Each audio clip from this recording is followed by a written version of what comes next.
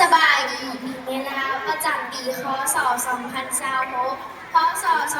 2569และสบายดีผู้ปกครองทุกท่านที่ได้สละเวลามาร่วมชมการแสดงในมื้อนี้